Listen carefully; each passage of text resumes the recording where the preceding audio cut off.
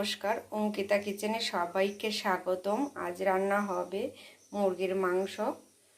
এর জন্য আমি কিছুটা মশলা নিয়ে নিয়েছি। আমি যেহেতু কিনা মশলাটা যতটা পারি খাই না, ঘরে করার চেষ্টা করি।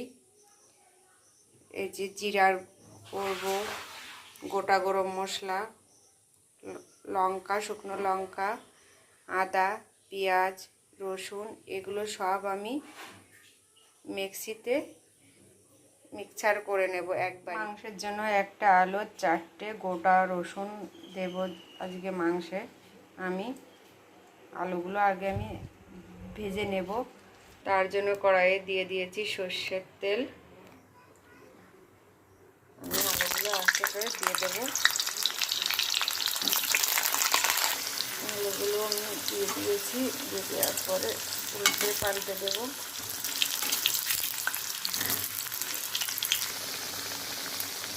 আলুগুলো ভাজা হচ্ছে, এবার আমি আলুগুলো তুলে নেব। আলু ভাজার পরে এবার রসুনগুলো ভাজা হয়ে গেছে, এবার তুলে নেব। নিয়েছি গোটা জিরে, শুকনো লঙ্কা, দারচিনি, এলাচি, এগুলো আমার ফোড়নে যাবে।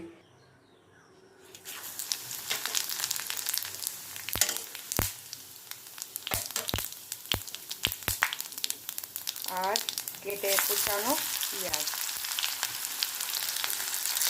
আমার এগুলো হয়ে গেছে, এবার বেটে রাখা মশলা এক এক করে দিয়ে দেব। এর ভিতরে দিয়ে দেব পরিমাণ মতন লবণ, দিয়ে দেব হলুদ আর বেটে রাখা শুকনো লঙ্কা। মশলাটা আমি ভালোভাবে কষিয়ে নেব। 3 থেকে 4 মিনিট মশলাটা আমার কষানো হবে। প্রায় কষে এসেছে, যত অবধি তেল না ছাড়বে তত সময় মশলাটা আর মশলার কাঁচা গন্ধটা যত সময় না থাকবে ততটাই সময় কষাতে হবে। মশলায় আমার তেল ছেড়ে দিয়েছে।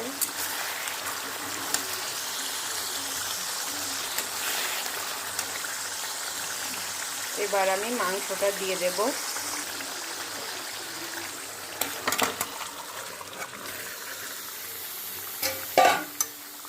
মাংসটা দিয়ে ভালোভাবে নেড়ে নেব। মাংসের ভিতরে আমি দিয়ে দেব ভেজে রাখা আলু আর রসুন,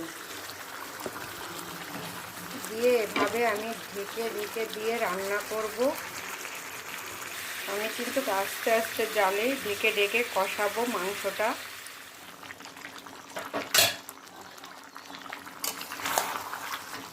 এভাবে আমি 5 মিনিট মতন মাংসটা কষিয়ে নেব।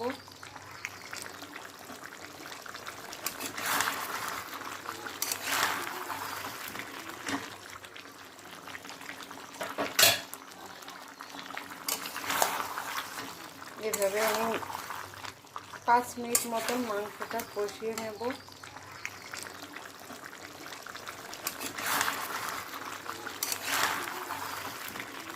কষানো হয়ে গেছে, মাংস থেকে তেল ছেড়ে দিয়েছে।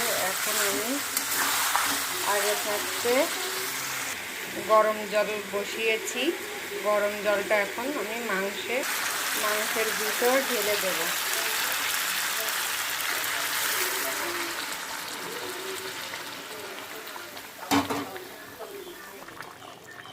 মাংস এভাবে রান্না করব।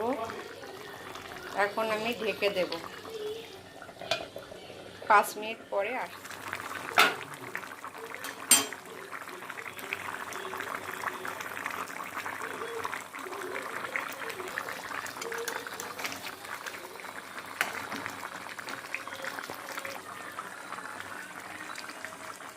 পরে এসে আমার মাংসের কালারটা এরকম এসেছে।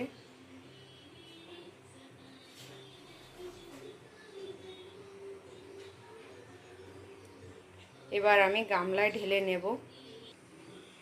গামলায় ঢেলে নেওয়ার পরে আমার মাংসটা এমন এসেছে। ধন্যবাদ সবাইকে আমার ভিডিও দেখার জন্য।